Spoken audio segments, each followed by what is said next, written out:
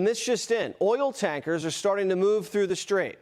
3 ships with insurance hugged the coast of Oman and slipped into the Gulf. The Arabs are also feverishly building new pipelines to feed oil into the Red Sea so the strait can never get held hostage again. Trump seems calm. He's telling the world to just sail back in. So to those countries that can't get fuel, many of which refuse to get involved in the decapitation of Iran, we had to do it ourselves. I have a suggestion. Number one, buy oil from the United States of America. We have plenty. We have so much.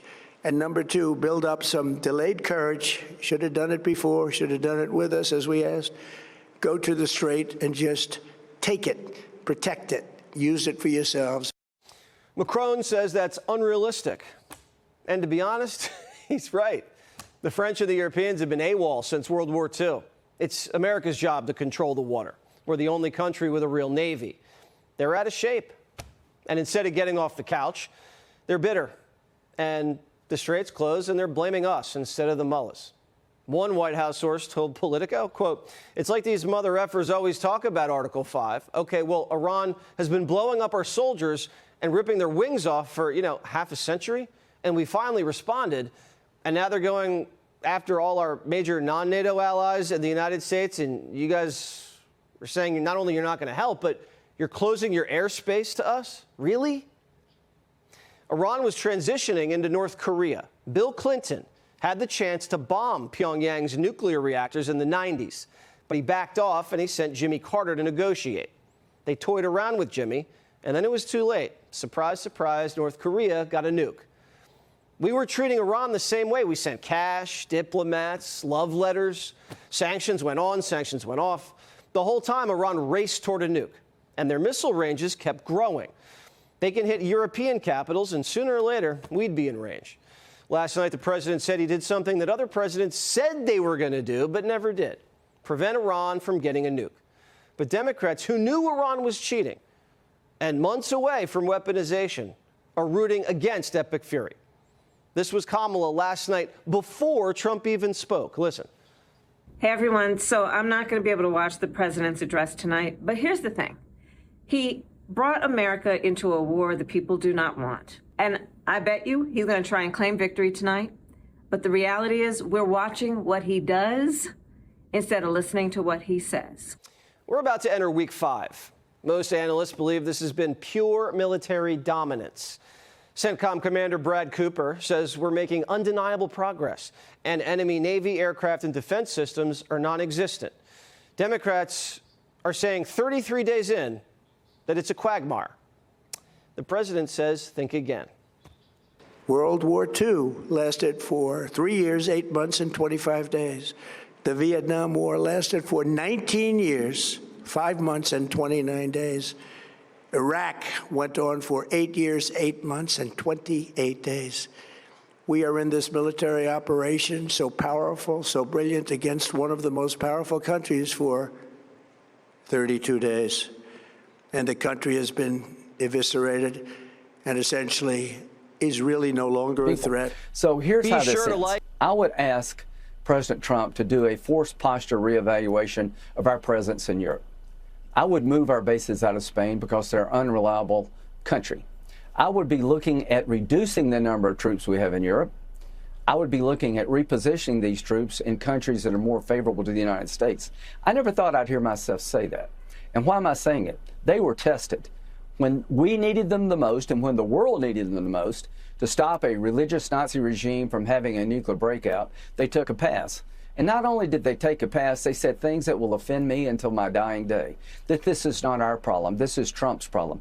A nuclear-armed Iran is the world's problem. It's humanity's problem. And when you deny us the ability to operate from bases that we have in your country to deal with the biggest threat on the planet, a nuclear-armed Ayatollah, then we need to reevaluate where those bases are, and we need to reposition our forces. And I would bring some forces home from Europe and make them do more. As to the Strait of Hormuz, you need to clear the straits if you're Europe. But NATO will look different after tomorrow than it did tonight. And I support a force repositioning, reposturing initiative for Europe. And I never thought I'd hear myself say that. But after what they did to us when we're trying to deal with the biggest threat on the planet, a nuclear-armed Ayatollah, they made it so much harder on us. They put our people at risk. They made our pilots fly longer. They denied us capability. I will never look at Europe the same. I think that there's going to be a reevaluation, and I believe America's contribution just went down dramatically, and we'll know more in the weeks ahead as this now begins to wrap up. Senator Graham, we appreciate you being with us. So everything's on the table. The president using a lot of misdirection to keep the gay Ayatollah guessing. And even Wall Street, who took it on the chin in March, is on board. Here's Jamie Dimon. They've been killing people around the world for 45 plus years. They've killed a lot of Americans. They funded not just Hamas, Hezbollah, the Houthis. They have terrorist cells here. They were about to get their ballistic missiles. Does it create all this uncertainty? Absolutely. Does it create more short-term risk with the oil prices? Absolutely. I'm praying it ends well. But having those folks, their throat on the Straits of Hormuz and funding all these proxy wars, why the Western world put up these proxy wars for 45 years, is kind of beyond me. The only ones not on board? The Europeans. The Brits say they're only sending in the Royal Navy when the hostilities are over. Whatever the pressure on me and others, whatever the noise, I'm going to act in the British national interest in all the decisions that I make. And that's why I've been absolutely clear that this is not our war, and we're not going to get dragged into it. Trump dismissed the prime minister, saying, he says, I'm not going to tell him what to do. He can do whatever he wants. Doesn't matter. All Starmer wants is costly windmills that are driving your energy prices through the roof. The Germans said, it's not our war. The French won't let us use their airspace. And the Italians and Spanish are being a little persnickety with their bases. So we've saved the continent from 2 world wars, bailed them out with the Marshall Plan, armed Ukraine, and now we can't use a base that we paid for while we're finishing off the world's #1 state sponsor of terror and opening up a strait where the Europeans get a quarter of their oil and we get nothing. Rubio's starting to ask questions. Why are we in NATO? You have to ask that question. Why do we have billions and billions of dollars, hundreds of billions of dollars, over the years, trillions of dollars, and all these American forces stationed in the region? If we can only use, in our time of need, we're not going to be allowed to use those bases. The president's thinking twice about NATO, too. He says he's considering leaving it.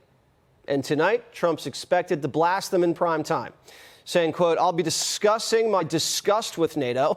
They haven't been friends when we needed them. We never asked them for much. It's a one-way street. Well, I may have a plan or I may not, but how would I ever say that to a reporter? If I said that to a reporter, Marco would say, please, sir, let's bring you over to the helicopter immediately. Right?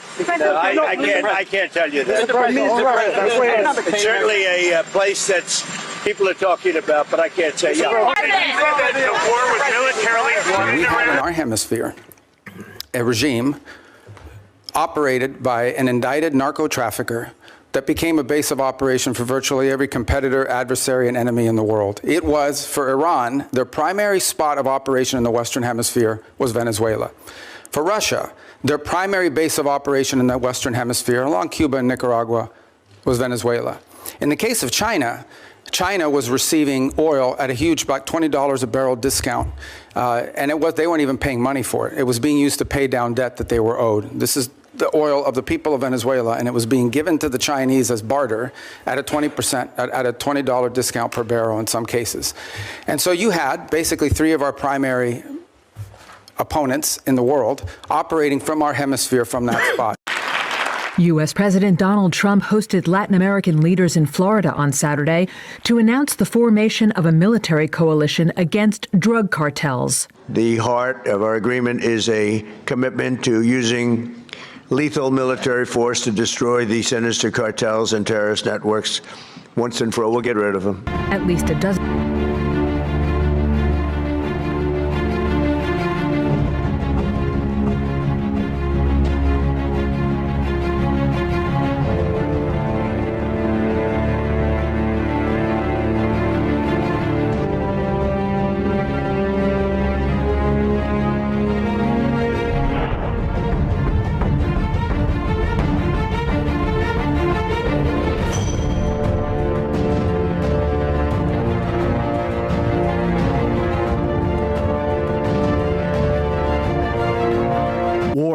in this context and in pursuit of peace is necessary.